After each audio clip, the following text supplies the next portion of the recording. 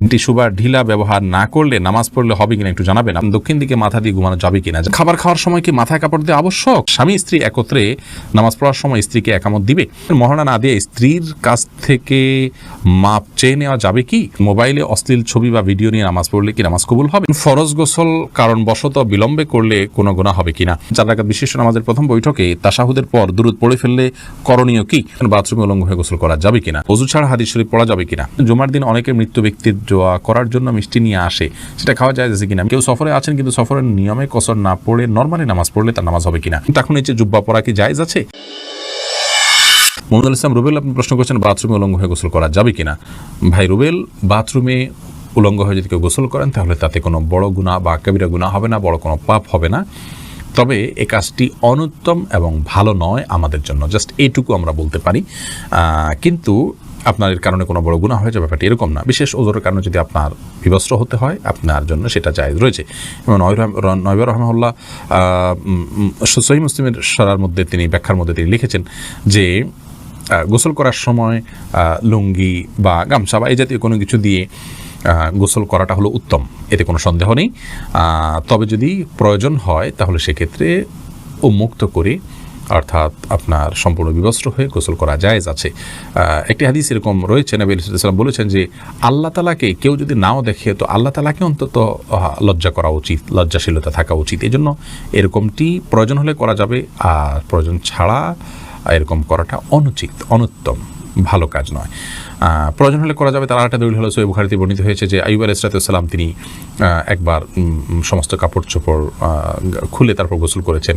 তারপরে মুসা আলাইহিস সালামের ব্যাপার আপনারা জানেন যে তিনি গোসল করতে নেমেছেন, পাথর তার কাপড় নিয়ে দৌড় দিয়েছে, তিনি তার পিছনে দৌড়াতে শুরু করেছেন। এগুলো সব বিশেষ কারণে এবং বিশেষ প্রেক্ষিতে। তাছাড়া এগুলো আগের শরিয়াত, সেগুলোর বিধান আমাদের জন্য হুবহু যে প্রযোজ্য তা নয়।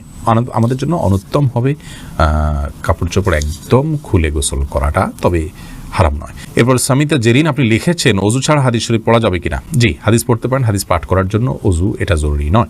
ইসলামিক বই পুস্তক পড়ার জন্য ওযু জরুরি নয়। ওযু জরুরি হবে কোরআন কারীম যখন স্পর্শ করবেন পাঠ করার সময়, সেটি মুখস্থ পড়লে কোরআন শরীফ তেলাওয়াত করার জন্য আপনার মুখস্থ ওযু থাকা জরুরি নয়।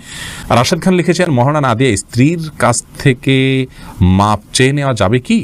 স্ত্রীর কাছ থেকে মহারণা না চেয়ে মাপ চেয়ে নিলে সেটা জায়েজ হবে, কিন্তু আপনি বিয়ের আগে থেকে প্ল্যান করছেন যে আমি রাতে বাসর রাতে স্ত্রীর কাছে মাপ চেয়ে নেবে, এটা তো ছোট লোকই, এটা তো স্পষ্ট ছোট লোকই। আপনাকে বিয়ে করতে গিয়ে বলেছে যদি আপনি মহারণা দেওয়ার ক্ষমতা না থাকে, হ্যাঁ আপনি দেওয়ার ক্ষমতা ছিল, প্ল্যান ছিল, কোনো কারণে হয়ে উঠলো না, আপনি তখন মাফ চান, একটা ব্যাপার।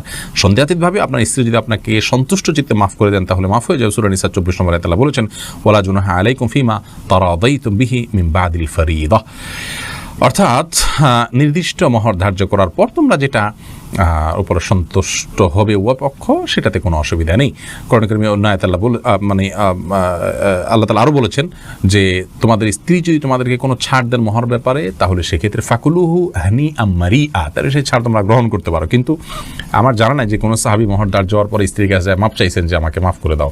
এটা আমাদের কাপুরুষতা। এখন আসলে পৃথিবীতে ভাবের অভাব, ধরার সময় 10 লাখ 20 লাখ ধরি ভাবের জন্য, এরপরে মাপ চাই আমরা তলে তলে, এটা উচিত নয়, এটা কাপুরুষতা। এবং আগে থেকে সেজন্য আমাদের প্ল্যান থাকা উচিত। বাকি মৌলিকভাবে যদি স্ত্রীর কাছে আপনি মাপ চান, তিনি যদি মন থেকেই মাফ করে দেন আপনার মাফ হয়ে যাবে ইনশাআল্লাহ। স্বামী স্ত্রী একত্রে নামাজ পড়ার সময় স্ত্রীকে একামত দিবে না। স্বামী স্ত্রী একত্রে যদি জামাতের সাথে সালাত আদায় করেন তাহলে সেক্ষেত্রে স্বামী নিজে একামত দিবেন, তিনি নিজেই ইমামতি করবেন। স্ত্রী একামত দিবেন, স্বামী ইমামতি করবেন, ব্যাপারটা কিন্তু সেরকম নয়। আব্দুল মতিন আপনি লিখেছেন মোবাইলে অশ্লীল ছবি বা ভিডিও নিয়ে নামাজ পড়লে কি নামাজ কবুল হবে? নামাজ কবুল হয়ে যাবে, কিন্তু মোবাইলে ছবি, অশ্লীল বা হারাম কোনো কিছু নিয়ে যদি আপনি সালাত আদায় করেন তাহলে সেক্ষেত্রে আপনি আল্লাহ রাব্বুল আলামিনের সামনে দাঁড়াচ্ছেন, সে অবস্থায় আপনার যে মন মানসিকতা থাকা উচিত সেটি হচ্ছে না। আর এই অশ্লীল কোনো কিছু আপনার মোবাইলে যদি থাকে, খারাপ কোনো কিছু যদি থাকে, তাহলে সেটা সালাতরত অবস্থায় থাকলে সেটা যেরকম অপরাধ, ঠিক একইভাবে সালাতের বাইরেও সেটা থাকাটা আপনার জন্য অপরাধ। বিধায় এর কারণে সালাতে কোনো প্রকার ব্যাঘাত হবে না। সালাতে যদি আপনি মনোযোগ দিয়ে সালাতের যে অন্যান্য শর্ত আছে সেগুলো আপনি পূরণ করে সালাত আদায় করেন তাহলে সালাত তো হয়ে যাবে। বাট এই হারামটা আলাদা একটা আপনার জন্য ক্ষতিকর, আপনার সালাতের মধ্যে মনোযোগ নষ্ট হতে পারে, সেজন্য মোবাইল থেকে হারাম জিনিস এমনিতে সরিয়ে ফেলা উচিত। তবে সালাতের এটার কারণে কোনো ক্ষতি হবে না। জুলকারনাইন আপনি লিখেছেন ফরজ গোসল কারণবশত বিলম্বে করলে কোনো গুনাহ হবে কিনা। গোসল বিলম্ব করলে কোনো গুনাহ হবে না, তবে ফরজ গোসল যদি আপনি দেরিতে করতে চান পরবর্তী ফরজ নামাজের আগে আগে আপনাকে করে ফেলতে হবে। আর মাঝে যদি অন্য কাজ করতে চান, রাতে গোসল ফরজ হয়েছে, আপনি ফজরের নামাজের আগ মুহূর্তে গোসল করবেন, তাহলে মাঝে অন্য কাজের জন্য এমনকি ঘুমানোর জন্য উজু করে ঘুমানোটা হলো সুন্নাহ, নবী সাল্লাল্লাহু এটি করতেন, এটি করা ভালো। বাকি গোসল তৎক্ষণাৎ করে ফেলতে হবে এমন কোনো বাধ্যবাধকতা নেই। গোসল ফরজ গোসল না করে অন্য কাজ কাম করলে মেয়েদের উপরে অনেক রকমের প্রেশার আমাদের সমাজ থেকে আসে, তো এটা উচিত নয়। এটা ছেলে মেয়ে সবার জন্য ইসলাম জায়েজ রেখেছে, উজু করে তিনি অন্য কাজ করতে পারেন, কিন্তু যথাসম্ভব দ্রুত ফরজ গোসল করে, ফরজ যেহেতু রয়েছে দ্রুত গোসল করে ফেলতে পারে, সেটা ভালো। কিন্তু অন্য কাজ করা যাবে না এমন কোনো কথা। স্বামী স্ত্রী একত্রে নামাজ পড়ার সময় স্ত্রীকে একামত দিবে না। স্বামী স্ত্রী একত্রে যদি জামাতের সাথে সালাত আদায় করেন, তাহলে সেক্ষেত্রে স্বামী নিজে একামত দিবেন, তিনি নিজেই ইমামতি করবেন। স্ত্রী একামত দিবেন, স্বামী ইমামতি করবেন, ব্যাপারটা কিন্তু সেরকম নয়। আব্দুল মতিন আপনি লিখেছেন মোবাইলে অশ্লীল ছবি বা ভিডিও নিয়ে নামাজ পড়লে কি নামাজ কবুল হবে? নামাজ কবুল হয়ে যাবে, কিন্তু মোবাইলে ছবি, অশ্লীল বা হারাম কোনো কিছু নিয়ে যদি আপনি সালাত আদায় করেন, তাহলে সেক্ষেত্রে আপনি আল্লাহ রাব্বুল আলামিনের সামনে দাঁড়াচ্ছেন, সে অবস্থায় আপনার যে মন মানসিকতা থাকা উচিত সেটি হচ্ছে না। আর এই অশ্লীল কোনো কিছু আপনার মোবাইলে যদি থাকে, খারাপ কোনো কিছু যদি থাকে, তাহলে সেটা সালাতরত অবস্থায় থাকলে সেটা যেরকম অপরাধ, ঠিক একইভাবে সালাতের বাইরেও সেটা থাকাটা আপনার জন্য অপরাধ। বিধায় এর কারণে সালাতে কোনো প্রকার ব্যাঘাত হবে না। সালাতে যদি আপনি মনোযোগ দিয়ে সালাতের যে অন্যান্য শর্ত আছে সেগুলো আপনি পূরণ করে সালাত আদায় করেন, তাহলে সালাত তো হয়ে যাবে। বাট এই হারামটা আলাদা একটা আপনার জন্য ক্ষতিকর, আপনার সালাতের মধ্যে মনোযোগ নষ্ট হতে পারে, সেজন্য মোবাইল থেকে হারাম জিনিস এমনিতে সরিয়ে ফেলা উচিত। তবে সালাতের এটার কারণে কোনো ক্ষতি হবে না। জুলকারনাইন আপনি লিখেছেন ফরজ গোসল কারণবশত বিলম্বে করলে কোনো গুনাহ হবে কিনা। গোসল বিলম্ব করলে কোনো গুনাহ হবে না, তবে ফরজ গোসল যদি আপনি দেরিতে করতে চান পরবর্তী ফরজ নামাজের আগে আগে আপনাকে করে ফেলতে হবে।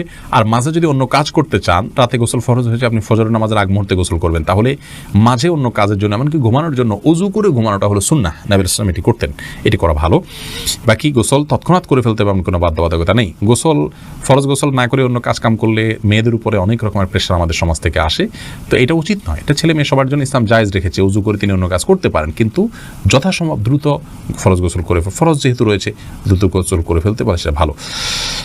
কিন্তু অন্য কাজ করা যাবে না এমন কোনো কথা। মাহফুজ বিন জাহাঙ্গীর আপনি লিখেছেন আসরের পর থেকে মাগরিবের আগ পর্যন্ত পড়াশোনা করলে নাকি সমস্যা হয়, কথাটা সত্য না, এটা মন গড়া বিষয়, এমন কোনো কথা নেই। আলোর মধ্যে থেকে আপনি পড়তে পারেন। আরাফাত সানি আপনি লিখেছেন দক্ষিণ দিকে মাথা দিয়ে ঘুমানো যাবে কিনা। যাবে, কোনো অসুবিধা নেই। এরপর সাদিয়া বিনতে আজাদ লিখেছেন খাবার খাওয়ার সময় কি মাথায় কাপড় দেওয়া আবশ্যক? না বোন, খাবার খাওয়ার সময় আমরা মাথায় কাপড় দিতে বাধ্য নই, কারণ হাদিস আমাদেরকে এরকম নির্দেশ দেয় না যে ছেলে হোক মেয়ে হোক নারী হোক পুরুষ হোক খাবার সময় আমাদেরকে টুপি দিতে হবে। অনেকে দেখা যায় খেতে বসলে টুপিটা তালাশ করে, আমার টুপিটা দাও আমি খেতে বসবো। অনেকে মনে করেন মাথায় কাপড় দিয়ে তারপরে খেতে হয় না, এমন কোনো বাধ্যবাধকতা নেই। খাওয়ার সময় আপনার মাথা খালিও থাকতে পারে, ঢেকেও আপনি খেতে পারেন, এ বিষয়ে কোনো বিশেষ নিষেধাজ্ঞা নেই। রদ্দুল মুহতারি লেখা হয়েছে যে ওয়ালা বাসা বিল আকলি মুত্তাকিয়ান ও মাকসুফার রাসি, অর্থাৎ গ্রহণযোগ্য মত অনুযায়ী উন্মুক্ত মাথায় অর্থাৎ খালি মাথায় বসে খেতে কোনো অসুবিধা নেই। এমনি শাকিল ইসলাম লিখেছেন টিস্যু বা ঢিলা ব্যবহার না করলে নামাজ পড়লে হবে কিনা একটু জানাবেন। আপনি যদি পবিত্রতা অর্জন করেন পানি দিয়ে এবং ভালোভাবে করেন, আপনি নিশ্চিত হন যে আর পেশাব বের হয়নি, তাহলে সেক্ষেত্রে আপনার নামাজ হয়ে যাবে। আপনার পবিত্রতাটা নিশ্চিত করাটা হলো মূল বিষয়।